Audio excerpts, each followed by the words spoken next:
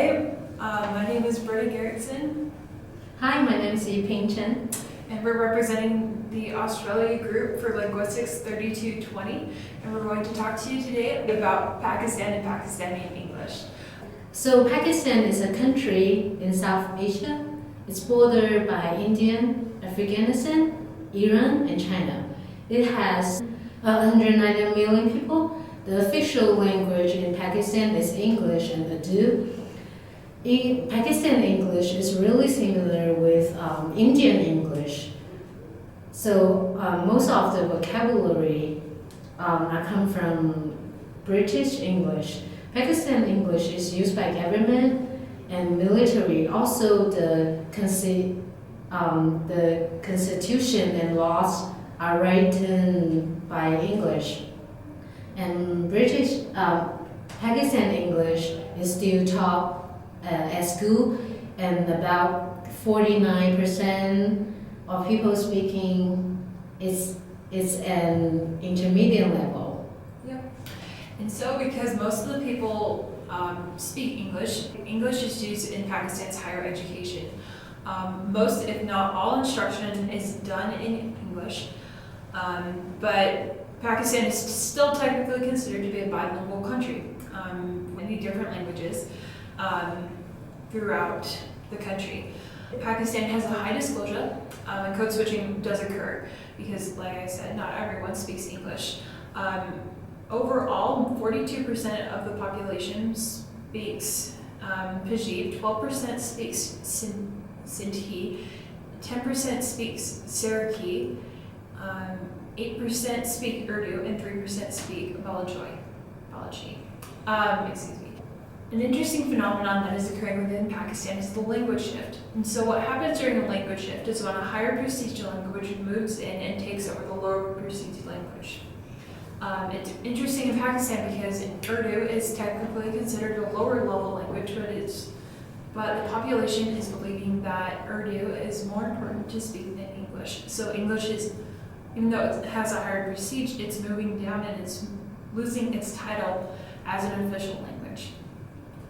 Hi, I'm Tyler. And I'm Carly. And we just want to continue the interesting discussion about Pakistani English.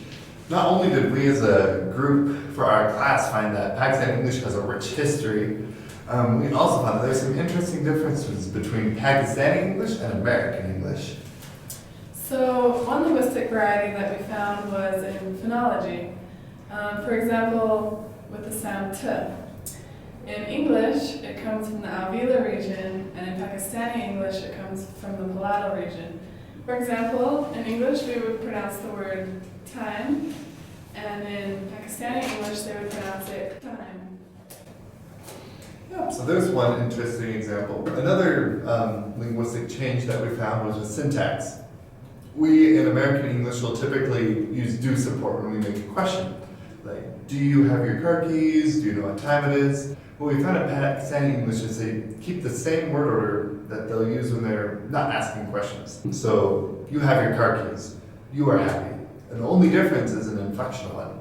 So now we'd like to show you this example. You are driving? You are driving? Yes. You are driving? Yes, I'm driving my own car. You are driving? Yes. Why? And the only thing that tipped off, oh, this is a question, is that inflection.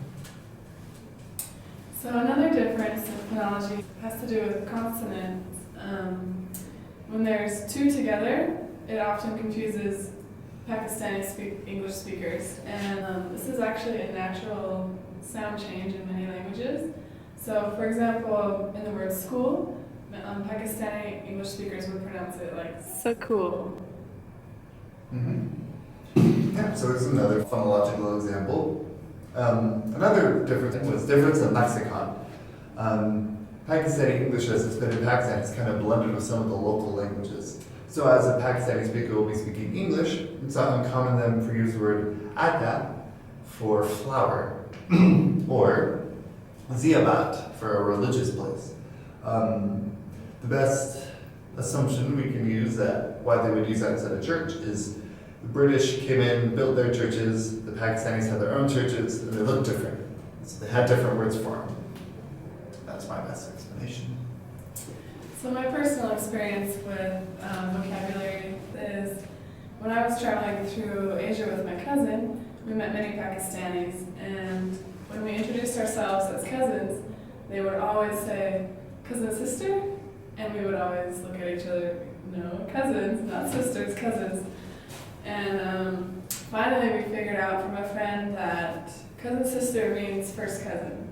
So we are in fact cousin sisters. And when we started introducing ourselves that way, we never had any more questions and there was no more confusion. So it was pretty interesting. Hey, sorry I haven't met anyone from Pakistan. But yeah, those are some differences that we found, phonological, syntactical, and lexicon, that differentiate between American and Pakistani English, and kind of showcase how these two varieties of English are going in different directions and kind of have different lives of their own.